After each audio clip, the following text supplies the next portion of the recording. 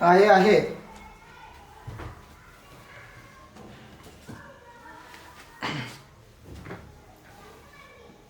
वक्रतुंड महाकाय सूर्यकोटी समप्रभा निर्विघ्नं कुरु मे देवो सर्वकार्येषु सर्वदा. पुंडलीक वरदारी विठ्ठल श्री ज्ञानदेव तुकाराम. पंढरीनाथ भगवान की जय. माऊली ज्ञानेश्वर महाराज की जय. जगद्गुरु संत तुकाराम महाराज की जय. सवसंतन की जय. माऊली महावैष्णव ज्ञानोबारायांच्या परमश्रेष्ठ अशा ज्ञानेश्वरी ग्रंथाचं चिंतन करत आपण 201 क्रमांकाच्या ओव्यांपर्यंतचा टप्पा पार पाडलेला आहे. आज आपण 202 पासून पुढच्या क्रमांकाच्या ओव्यांचं चिंतन करणार आहोत, ज्यामध्ये ज्ञानोबाराय भगवान श्रीकृष्ण परमात्म्यांनी ज्ञानीपुरुष आपल्या स्वभावाला अनुसरून कसा वागतो आणि त्याचप्रमाणे इतर प्राणीसुद्धा आपापल्या स्वभावाप्रमाणेच कशा चेष्टा करत असतात, अशा व्यक्तीला इतरांना काहीही सांगितलं तर त्याच्यावर कोणत्याही प्रकारचा परिणाम होणार नाही. मग अशा व्यक्तीला सांगून आपण आपला उपदेश, आपलं ज्ञान, आपले परिश्रम वाया का घालवायचे, अशा आशयाचं विवेचन भगवंत करताना दिसत आहेत. या ओवीचं माऊली काय निरूपण करतायत ते बघूयात. माऊली म्हणतायत, म्हणून इंद्रिये एके जाणतेनी पुरुखे लाळावी ना कौतुके आधी करुणी. अर्थात म्हणून जाणत्या मनुष्याने कौतुकाने देखील या इंद्रियांचे लाड करू नयेत. माऊली पुढं ज्या महत्त्वाच्या गोष्टींचं सूचन करणार आहेत ती गोष्ट साधकासाठी, आराधकासाठी अतिशय महत्त्वाची अशी गोष्ट आहे. कारण यामध्ये माऊलींनी शरीराचा आराधनेमध्ये कितपत उपयोग होतो आणि शरीराचं नियंत्रण हे किती आवश्यक आहे आणि शरीराला स्वैर सोडलं तर ते शरीर कशा प्रकारे आराधनेला घातक ठरतं, या सगळ्यांचं वर्णन माऊलींनी इथं केलेलं आपल्याला दिसतं. आपण जीवन जगत असताना स्वतःच्या जीवनाच्या प्राथमिकता या आधी लक्षात ठेवल्या पाहिजेत. इंग्रजीमध्ये खूप सुंदर शब्द आहे प्रायोरिटी. जीवन जगत असताना कोणत्या गोष्टींना प्राथमिकता द्यायची, कोणत्या गोष्टींना दुय्यम महत्त्व द्यायचं, या गोष्टीचा माणसानं विचार केला पाहिजे. माणूस दैनंदिन जीवनामध्ये प्राथमिकता ठरवूनच जीवन जगत असतो. परमार्थ असो किंवा संसार असो, दोन्हीमध्ये माणूस पुढं जातो. त्याचं कारण त्यानं ठरवलेल्या प्राथमिकता असतात. माणसाचं अधःपतन, माणसाचा उद्धार, या सगळ्या गोष्टी माणूस कोणत्या गोष्टींना प्राथमिकता देतो याच्यावर अवलंबून आहे. म्हणजे आपल्या गतीला कारण प्राथमिकता आहे. आपण प्राथमिकता कशाला देतो? आता माणसाला सर्वाधिक गरज ज्या गोष्टीची वाटते, सर्वाधिक आवड ज्या गोष्टीची माणसाला असते, त्या गोष्टींनाच माणूस प्राथमिकता देत असतो. प्रपंचाला, कुटुंबाला, पती पत्नी, मुलं बाळं यांना प्राथमिकता द्यावी की स्वतःच्या आध्यात्मिक साधनेला प्राथमिकता द्यावी, याचा विचारही अनेक जण करत असतात. आपण जीवनामध्ये प्राथमिकता देतो ती प्रपंचाला, व्यवहाराला, पैशाला, सत्ता, संपत्ती, मान सन्मान कमवणं, याला आपण प्राथमिकता देत असतो. पण आयुष्याचं गणित नीट न कळल्यामुळं माणसाच्या प्राथमिकता बदलत असतात, चुकतही असतात. प्राथमिकता चुकते कधी तर 2-3 गोष्टी नीट या दृष्टीनं समजून घेतल्या पाहिजेत. एक,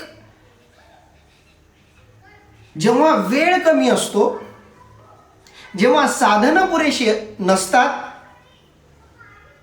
तेव्हा प्राथमिकता गांभीर्यपूर्वक स्वीकारायला हवी.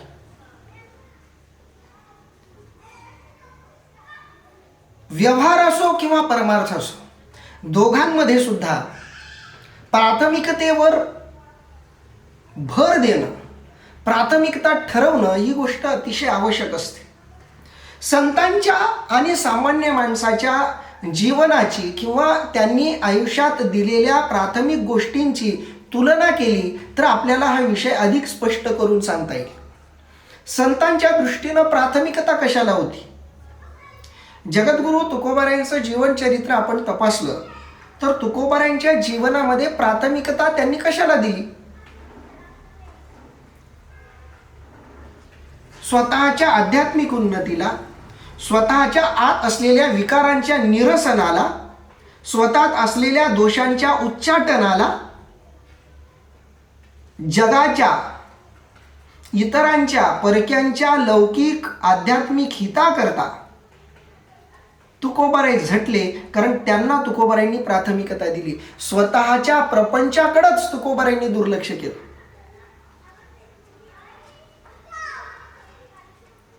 स्वतःचा प्रपंच दुर्लक्षित केला, पण आपलं आध्यात्मिक साध्य, आपली आध्यात्मिक साधना त्यामध्ये खंड पडू दिला नाही. उलट आपल्या आध्यात्मिक साधनेला पुष्ट करण्याची ही एक संधी आहे असं समजून तुकोबारायांनी व्यवहार, प्रपंच यांना मूठ माती दिली. अक्षरशः आपली सावकारकी इंद्रायणीच्या नदीमध्ये बुडवून टाकली.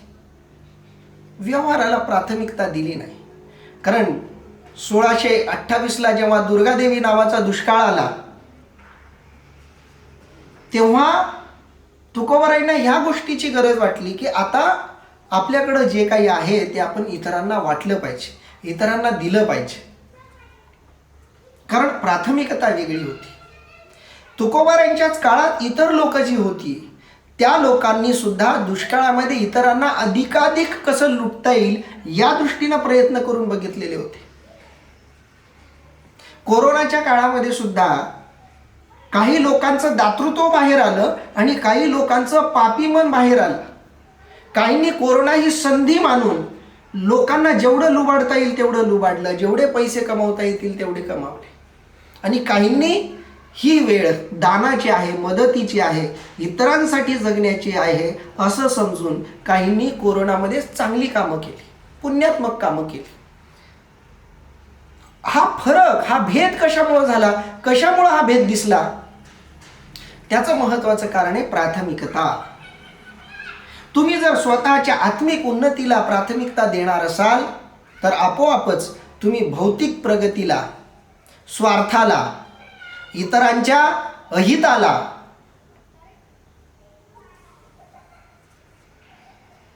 थोडंसं दुर्लक्षित कराल. लोकांचं हित कशात होईल याकडं तुम्ही लक्ष द्याल आणि माझी आध्यात्मिक उन्नती कशी होईल याकडं लक्ष द्याल. त्याला तुम्ही प्राथमिकता दिली की आयुष्याचं गणित बदलून जातं.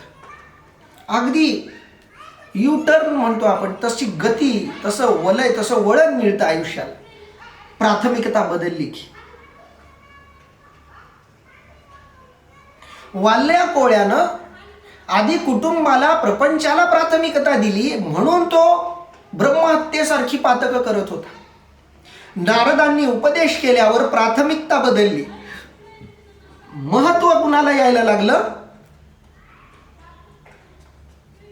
भगवंताच्या नामाला, भगवंताच्या चिंतनाला. आणि मग रामायणाचा जन्म झाला. प्राथमिकता बदलल्यामुळे रामायण जन्माला आला. पुंडलिकाने आई वडिलांची सेवा करण्याच्या आधी बायकोची गुलामी केली. अक्षरशः बायकोचा गुलाम म्हणून पुंडलिक राहिले. पण कुकुटमुनींचं दर्शन झालं आणि प्राथमिकता बदलून गेल्या आयुष्याच्या. इतक्या प्राथमिकता बदलल्या की ज्या आईवडिलांना दुर्लक्षित केलं होतं आता त्यांची सेवा हेच आयुष्याचं अंतिम ध्येय बनलं. प्रपंच दुय्यम झाला, प्राथमिकता बदलली. जीवन जगत असताना आपण ज्या गोष्टींना प्राथमिकता देत आतापर्यंत जगलोय त्या गोष्टींना प्राथमिकता दिल्यामुळं मला काय मिळालं, काय साध्य झालं याचा विचार करून आता थोड्या प्राथमिकता बदलून बघू असा विचार करून बघावा.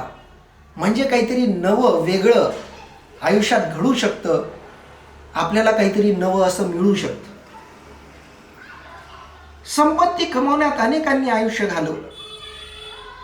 मान सन्मान कमवण्यात आयुष्य घालवलं, पण ते कमवताना बाकीचं सगळं गमावलं. चारित्र्य, स्वतःचं नाव, चांगुलपण, पुण्य, घराण्याची परंपरा, या